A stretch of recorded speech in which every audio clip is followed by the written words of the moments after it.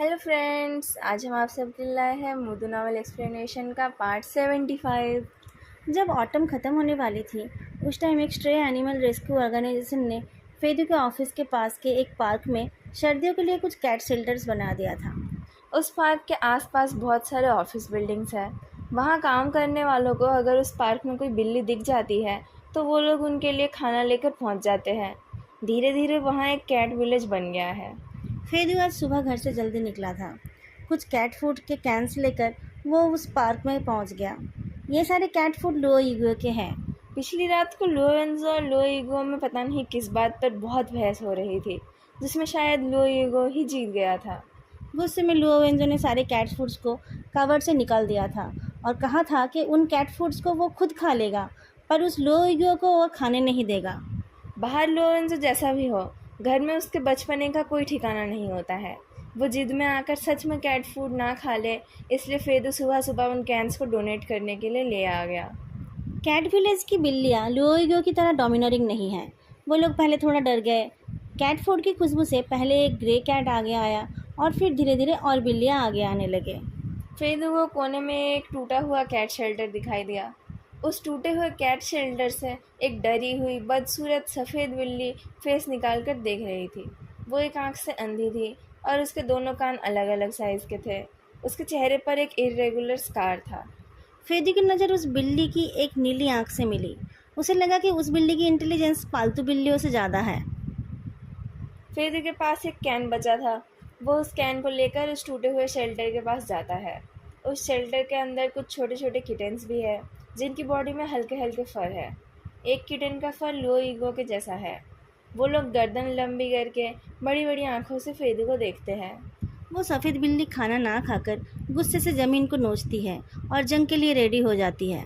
फेदू ने नोटिस किया कि कुछ बड़े बड़े कैट दूर से लालची नज़रों से देख रहे हैं। जैसे ही ये ह्यूमन चला जाएगा, वो लोग इस फैमिली का खाना छीन लेंगे। सारे किटन्स एक साथ एक बॉल बनाकर कांपने लगे। फेदू घड़ी देखकर वहीं पर बैठ जाता है। वो तो ऐसे भी बॉस है। वो टाइम से नहीं जाएगा तो कुछ नहीं होगा। शायद उसकी ऑरा की वजह से उन शैतान बिल्लियों ने आगे आने की हिम्मत नहीं की। थोड़ी देर रुककर वो लोग चले गए। थोड़ी देर बाद वो सफ़ेद बिल्ली आगे आकर उस कैन को चाटती है और फेदू की तरफ देखकर म्याऊं करती है। फेदू कान में हेडफोन लगाकर ईमेल चेक करने लगा। उसने बिल्ली को भाव नहीं दिया। 10 मिनट बाद जब उनका खाना ख़त्म हो गया तब वो लुओइगो के कलर का किटन फेदू के पास आ गया। वो उसके हाथ में अपना सर खींचना चाहता था, पर फेदू ने उसे इग्नोर कर दिया।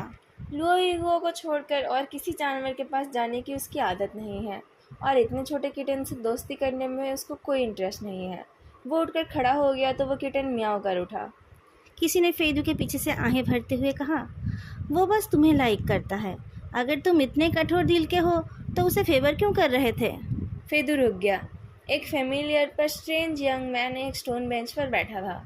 उसने एक सिंपल खाकी जैकेट और एक रिंकल्ड पैंट पहन रखा था, और उसके बाल लंबे हैं।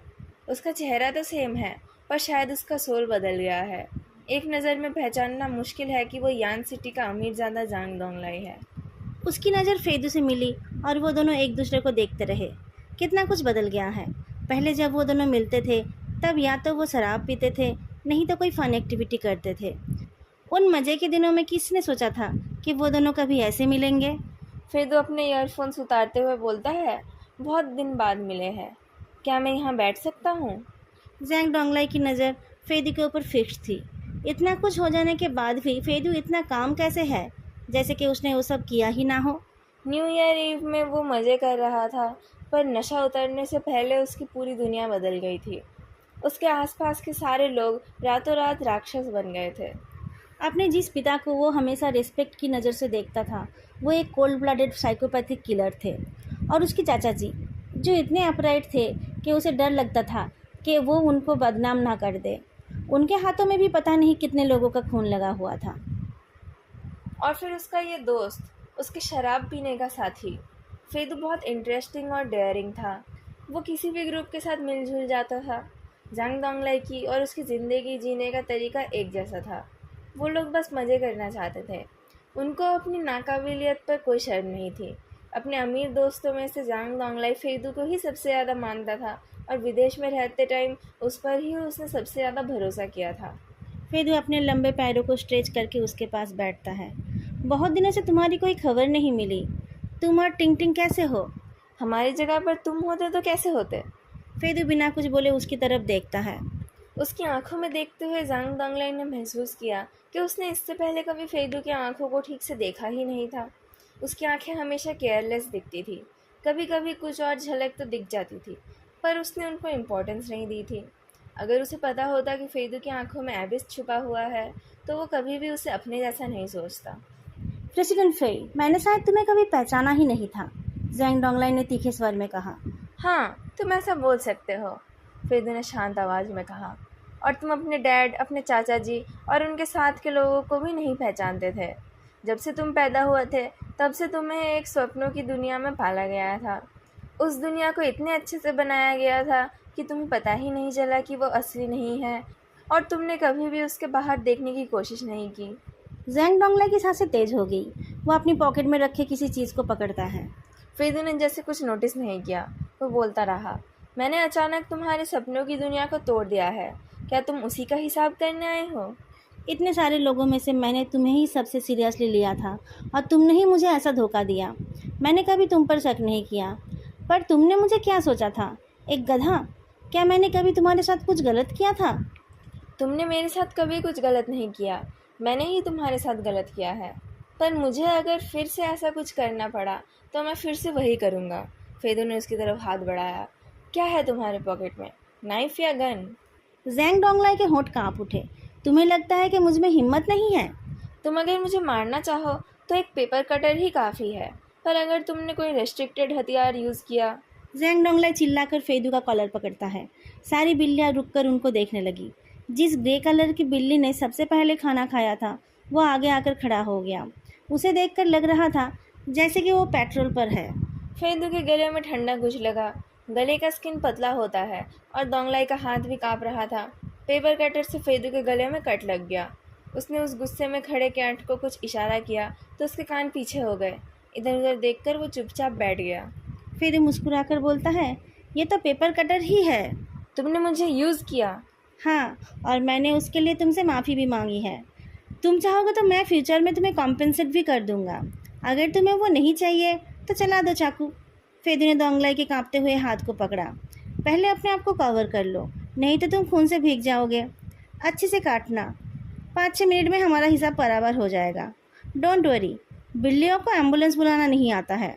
फेदू ने जांग दोंगलाई के हाथ पर प्रेस किया तो ज़्यादा खून निकलने लगा। जांग दोंगलाई ऐशो आराम में बड़ा हुआ है। वो इन सब से बहुत डर गया। उसके हाथ से पेपर कटर छूट गया और वो पीछे हो गया। फेदू ने उस कटर को उसके सीट में वापस भेज दिया। तुम अच्छे इंसान हो। तुम्हारा किया हुआ सबसे बुरा काम ये था कि तुमने एक बार नशे में गाड़ी चलाते हुए एक लैंप पोस्ट को गिरा दिया था। मारपीट करते टाइम भी तुमने कभी किसी को ज़्यादा चोट नहीं पहुंचाया। दोंगलाई, तुम हमारी तरह नहीं हो। मैं इस कटर को पार्टिंग गिफ्ट के तौर पर रख रहा हूँ। तुम चले जाओ, टिंग टिंग को लेकर एक नॉर्मल लाइफ जियो। जांग दोंगलाई अजीब नज़रों से देखता है। उसके सामने खड़ा हुआ यह आदमी जो उस पेपर कटर से खेल रहा है, वो उसका पुराना दोस्त हो ही नहीं सकता। उस टाइम जब हम वेस्ट रीज में मज़े करने गए थे तब हम एक बच्ची को ढूंढने में पुलिस की मदद कर रहे थे, पर उसके पास बॉडी ही मिल पाई थी। उसके बाद सबने वो पोस्ट किया था। तुमने 3 कैंडल्स भी पोस्ट किया था। अब तुम्हें उसकी सच्चाई पता है ना? जांग दोंगलाई को पता है। पिछले 1 साल से वो हर तरीके से सच्चाई का पता लगाने की कोशिश कर रहा है। उसे पता है कि कैसे उस लड़की को मारकर टुकड़े टुकड़े कर दिए गए थे और फिर उन टुकड़ों को उसके डैड के पर्सनल प्रॉपर्टी में गाड़ दिया गया था। वो रात रात तक सो नहीं पाया था। मैंने तुम्हारी फैमिली को बर्बाद नहीं किया। असल में तुम्हारी फैमिली एक झूठ थी और झूठ ज़्यादा दिन तक नहीं टिकती है। जांग दोंगलाई जानता था कि फेदू सच बोल रहा है। वो ज़ोर ज़ोर से रोने लगा। जब बच्चे माँ के पेट से निकलकर खुद सांस लेने लगते हैं तब ऐसे ही रोते हैं। फिर वो बच्चा धीरे धीरे बड़ा होता है और उसे दुनिया के बारे में बहुत कुछ पता चलता है। आज ये देर से बड़ा हुआ बच्चा फाइनली दिल खोलकर रो रहा है। फेदू ने उसे डिस्टर्ब नहीं किया। वो चुपचाप बैठकर उसे रोने देता है। बहुत देर रोकर जैंग डोंगलाई बिना कुछ बोले उठकर चला गया। फेदू को पता है कि वो ना तो पीछे मुड़कर देखेगा और ना ही फिर वापस आएगा। अपनी चोट को चेक करके वो उस पेपर कटर को निकालता है। तभी कैट शेल्टर के पीछे के झाड़ियों से लूजिया और जो हुआइजिन निकल कर आए। जो हुआइजिन ने उस ग्रे कैट के सर को रब किया। वो कैट उसे जानता है। थोड़ी देर उसके हाथ में सर घिसकर वो चला गया। फेदू ने उस पेपर कटर के प्लास्टिक शीट को खोला तो उसके अंदर से एक एड्रेस लिखा हुआ पेपर का टुकड़ा निकल आया। उस पेपर को लूजिया के हाथ में देते हुए उसने कहा, ये चुनलाई कॉन्ग्लोमेरेट के बचे हुए लोग होंगे।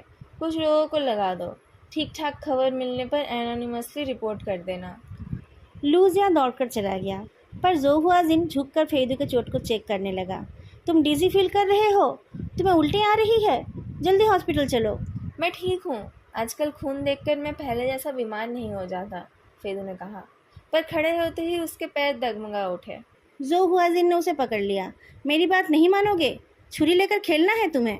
जो भैया, फेदू ने हेल्पलेसली कहा। जोहुआजिन ने कड़क नज़र से उसकी तरफ देखा। जो क्लैन और चुनलाई कॉन्ग्लोमेरेट के केस के ख़त्म हो जाने के बाद जोहुआजिन कुछ महीनों के लिए कहीं चला गया था। वापस आने के बाद जो क्लैन के एक लौते वारिश फेदू के कंपनी के चीफ फाइनेंशियल ऑफिसर बन गया है। शुरू में सब उसे प्रेसिडेंट जो बुलाते थे, पर धीरे धीरे वो सबका जो भैया बन गया है। कंपनी के सब लोग, ओल्ड यंग, मेल फीमेल, सब उसे उसी नाम से बुलाते हैं। और एक टाइम के कोल्ड एलिगेंट टैलेंटेड जोहुआजिन अब सबकी फिक्र करने वाला बड़ा भाई बन गया है। सब में उसे अब अपना खोया हुआ शैतान छोटा भाई दिखाई देता है। चुनलाई कॉन्ग्लोमेरेट के नाम से पुलिस ने भी तुरंत एक्शन ली। सारे लोगों को जल्दी से पकड़ लिया गया। जंग दोंगलाई जैसे आया था वैसे ही चुपचाप यान सिटी से चला गया। शाम को फेदू अपनी कार में बैठकर हेल्पलेसली एक छोटे किटन को देख रहा था। जब वो कार में बैठ रहा था तब वो सफ़ेद एक आंख वाली बिल्ली अपने एक बच्चे को उसके कार के अंदर फेंक कर भाग गई। ये किटन वही है जो लुओइगो के कलर का है। वो किटन फेदू से आकर चिपकने लगा। फेदू ने उसे उठाकर अपने से अलग किया। अपनी मम्मी को जाकर बोलो कि मुझे बिल्ली अडॉप्ट नहीं करना है। म्याऊ। हमारे पास पहले से ही एक बिल्ली है, वो तुम्हें एक झटके में ख़त्म कर देगा। वो किटन गर्दन टेढ़ी करके देखता है। लुओविन से मुझे मार डालेगा। वो किटन म्याऊ म्याऊ करते हुए फेदू के जैकेट में अपना नाखून मारता है। इसको तो अभी तक अपने क्लॉज रिट्रैक्ट करना नहीं आता है। अपने गर्दन पर लगे बैंडेड पर हाथ रखकर फेदू को एक आइडिया आया। उस किटन के पैरों को पकड़कर फेदू उसे अपनी चोट दिखाता है। याद रखना कि तुमने मुझे स्क्रैच किया है। अगर तुमने सच नहीं बताया तो मैं तुम्हें अडॉप्ट कर लूँगा। इंजन चालू होते ही वो किटन डर गई। तभी फेदू के फ़ोन में रिंग होने लगा। 5 रिंग्स सॉन्ग्स की आवाज़ से वो किटन और डर गई। पार्किंग लॉट से निकलते हुए फेदू ने कॉल रिसीव किया। हाँ, मैं ऑफिस से निकलकर घर आ रहा हूँ। आज रात मैं स्टीम्ड प्रॉन्स खाना चाहता हूँ। नहीं, आप खुद बनाओगे। फ़ोन के उधर का इंसान कुछ कंप्लेन करता है। फेदू मुस्कुराकर बोलता है, और हाँ, मैं आपके लिए एक गिफ्ट ला रहा हूँ। नहीं नहीं, मैंने पैसे बर्बाद नहीं की है। आपको ये गिफ्ट अच्छा लगेगा। नई बिल्ली को घर लाने से पहले वेट के पास ले जाकर उसका वैक्सीनेशन और डीवर्मिंग कराना था और कुछ दिन ऑब्जर्वेशन के लिए रखना था। ऑब्जर्वेशन पीरियड ख़त्म होने पर लुओवेंजो ऑफिस से वापस आते टाइम उसे घर ले आया। घर वापस आकर फेदू के हाथ में ग्रॉसरीज देते हुए उसने कहा, बेसमेंट में देखना, शायद एक कैट केज है। कुछ दिन इन दोनों को अलग रखना पड़ेगा। लुओवेंजो के हाथ में कैट कैरियर देखकर लुओइगो शू कैबिनेट के ऊपर चढ़कर बैठा था। लुओवेंजो ने कैट कैरियर को खोला तो वो किटन धीरे से निकल आया। लुओइगो कूद कर नीचे आया और अपनी पीठ ऊंची करके उस नए कैट के आसपास घूमने लगा। वो छोटा कैट डर तो गया, पर लुओइगो बस उसे सूंघकर चला गया। लुओवेंजो रिलैक्स्ड हो गया। अच्छी बात है, हमें केज की ज़रूरत नहीं पड़ेगी। अच्छा, तुमने इसके लिए क्या नाम सोचा है? अभी नहीं सोचा। फेदू ग्रॉसरीज को अलग करते हुए अरेंज कर रहा है। इस काम में वो बहुत अच्छा है। वो एक ऑटोमेटिक स्टोरेज सिस्टम की तरह सारे आइटम को स्टोर करता है। उसके दिमाग में सारे प्रोडक्ट्स के एक्सपायरी डेट्स भी स्टोर हो जाते हैं। उसके रहते घर में कोई चीज़ एक्सपायर्ड होकर बर्बाद नहीं होती है। फ्रिज के अंदर चीज़ों को अरेंज करते हुए वो बोलता है, इसे स्किनर बुलाते हैं, नहीं तो वाटसन। रास्ते से उठाए हुए बिल्ली को वेस्टर्न नाम? इसे तुमने उठाया है तो उसे तुम्हारा सरनेम दे देते हैं। जनरेशन का नाम यी है। ये तो इतना छोटा है, इसे फे यीवान नाम देते हैं। फेदू को वो नाम बिल्कुल भी पसंद नहीं आया। वो प्रोटेस्ट करता है। फेदू फूड आइटम्स को अच्छे से स्टोर कर लेता है, पर उसकी एक बुरी आदत है। वो चीज़ों को टेबल के साइड में रख देता है, जिसकी वजह से वो गिरते रहते हैं। लुओवेंजो उसे इस बात के लिए डांटता रहता है। आज भी फेदू का फ़ोन टेबल के साइड में था और गिरने वाला था। लुओवेंजो ने उसे पकड़ लिया और फिर फेदू को डांटने लगा। फेदू ने बताया कि वो कुछ दिनों के लिए बिजनेस ट्रिप में जाने वाला है। ठीक है, मैं डिनर के बाद तुम्हारे लिए कपड़े पैक कर दूंगा। पर तुम कहाँ जा रहे हो? बिनहाई। बिनहाई तो पास है, तुम्हें वहाँ रुकना क्यों है? फेदू ने बताया कि वो लोग उस ज़मीन को खरीदने की कोशिश कर रहे हैं। लुओवेंजो समझ गया। तुम उसे हासिल कर पाओगे? फेदू ने बताया कि वो लोग पूरी कोशिश कर रहे हैं। जो हुआइजिन और लूजिया पहले से वहाँ पर है, पर अब फेदू का जाना भी ज़रूरी है। क्या करोगे उस ज़मीन पर? उस जगह को टूरिज़्म के लिए अलॉट किया गया है। फेदू की टीम उस जगह पर एक थीम पार्क बनाना चाहती है। विक्टिम्स के पेरेंट्स के वोट से सब कुछ फाइनल हो रहा है। उस जगह पर वो सब कुछ रहेगा जो उन लड़कियों को पसंद था। जो पेरेंट्स प्लानिंग में पार्ट ले रहे हैं वो लोग उस प्रोजेक्ट के शेयर होल्डर्स होंगे। उस काम को अंजाम देने में जो हुआइजिन शायद कुछ सालों तक बिजी रहेगा। लुओवेंजो ने पूछा, उन लोगों ने खुद वोट किया? उससे उनकी जख्म ताज़ा नहीं हो जाएगी? वो ज़मीन और वो शहर उनको ज़िंदगी भर तड़पाते रहेंगे। हेल को इग्नोर करने से वो जगह गायब नहीं हो जाती है, बल्कि उस जगह को किसी और काम में लगाने से वो जगह बदल जाती है। अच्छा ठीक है, इस बात पर डिबेट ख़त्म नहीं होगी, पर मुझे लगता है कि वो जगह परवर्टेड लोगों को अट्रैक्ट करेगी। मेरी टेरिटरी में परवर्टेड लोग? फेदू अपना चश्मा ठीक करता है। जिस जगह पर पॉइजन इंसेक्ट्स का राजा रहता है उसके आसपास के 10 लीग एरिया में कोई इंसेक्ट पैदा नहीं होता है। ठीक है, तुम अमेजिंग हो। तुम एविल वर्डिंग कैम्फर हो। जाओ ओवन को प्रीहीट करो। इससे पहले कि वो पॉइजन इंसेक्ट्स का राजा अपनी पूंछ हिला पाता, लोवेंजो ने उसे पूंछ पकड़कर उठा लिया। और क्योंकि वो कुछ सबक सीखता नहीं है, इसलिए उस रात लोवेंजो ने उसे कैबेज कैटरपिलर कहा। जब रात को फेदू दूध पी रहा था तब जोहुआजिन ने उसे कॉल किया। नेटवर्क अच्छा ना होने की वजह से वो बालकनी में जाकर बात करने लगा। उसने अपना दूध का कप टेबल के साइड में ही छोड़ दिया। वो छोटा किटन दूध की स्मेल से अट्रैक्ट होकर देखने आया था कि कप में क्या है, पर लुओ ईगो आकर उस कप को गिराकर भाग गया। वो बुद्धू किटन खड़ा रह गया। लुओवेंजो फेदू के कपड़े पैक कर रहा था। आवाज़ सुनकर वो दौड़कर आया। उसके सैलरीड क्लास दिल में बहुत तकलीफ हुई। वैसे तो वो फेदू के खर्चे के बारे में कभी कुछ नहीं बोलता है, पर वो कभी कभी ऑनलाइन जाकर उसकी चीज़ों की कीमत पता कर लेता है ताकि वो गलती से उसकी किसी कीमती चीज़ को ख़राब ना कर दे। तुम्हें पता है उसका वो कप कितना महंगा था? उस मेलनोरिश रास्ते के बिल्ली को ये सब कैसे पता होगा? उसे तो ये भी समझ नहीं आया कि आखिर हुआ क्या है। लुओ ईगो अपना पाँव ऐसे चाटने लगा जैसे कि उसे कुछ पता ही ना हो। इस घर में शैतानों की कमी नहीं है। दूर रहो, चारों तरफ कप के टुकड़े तुम्हें दिखाई नहीं दे रहे हैं। लोवेंजो ने किटन को उठाकर फेदू की गोद में दे दिया। एक निकम्मा दूसरे निकम्मे को उठा लाया है। इसका नाम फेचियान ही ठीक रहेगा। फेदू आधी रात तक उस किटन के सेल्फ रेस्पेक्ट के लिए लड़ता रहा।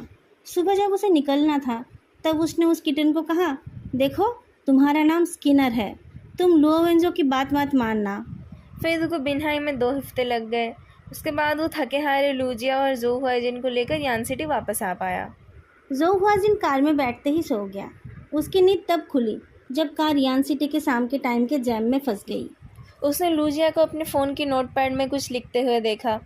उसने जो लिखा था वो पढ़कर वो हैरान हो गया। उस दिन का डेट डालकर लूजिया ने लिखा था, जिस कार में मैं बैठा हूँ वो मेरे बॉस चला रहे हैं। लोग इस लग्जरी कार को देख रहे हैं और उनको लग रहा है कि मैं बॉस हूँ। ट्रैफिक में फंसे रहते टाइम कुछ लड़कियाँ मुझे देखकर मुस्कुरा रही थी। बॉस, आपको लगता है कि लोग आपके हैंडसमनेस की वजह से आप पर मरते हैं? नहीं, वो लोग आपकी कार्स को देखकर मरते हैं। कर क्या रहे हो? जो हुआजिन ने पूछा। लूजिया ने कहा, जिंदगी के मीठे पलों को लिख कर रख रहा हूँ। कुछ लोग हनी पॉट में ही पैदा होते हैं।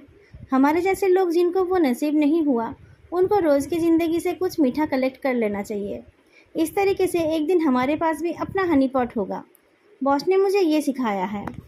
फेदू सामने देखकर कार चलाते हुए बोलता है, बस मेरे बारे में कुछ उल्टा सीधा मत लिख देना। जोहुआजिन सीरियस होकर बोलता है, क्या प्रेसिडेंट फे भी ऐसा रिकॉर्ड रखता है? फेदू ने डिनाई कर दिया। उसे ऐसा कोई रिकॉर्ड रखने की ज़रूरत नहीं है, उसे सब कुछ याद रहता है। 15 दिन बाद घर आकर फेदू ने देखा कि उसके स्किनर ने फेचियान नाम को ही मान लिया है। अपना नाम सुनते ही वो पूंछ हिलाते हुए चला जाता है। फेदू ने सोचा कि फेचियान नाम के साथ उस किटन की लाइफ में क्या प्रॉस्पेक्ट रह जाएगा, पर फेचियान को उससे कोई फ़र्क नहीं पड़ा। वो तो लुओ ईगो के दिखाए रास्ते पर चलकर ही खुश है। दोस्तों, मोदू नॉवेल का हिंदी एक्सप्लेनेशन यहीं पर ख़त्म होता है। नॉवेल तो बहुत अच्छी है, पर हम उसे कितना अच्छे से एक्सप्लेन कर पाए हैं वो तो आप लोग ही बता पाएंगे। अभी हम विदा लेते हैं, फिर मिलेंगे किसी और वीडियो में कुछ और एक्सप्लेन करते हुए। बाय।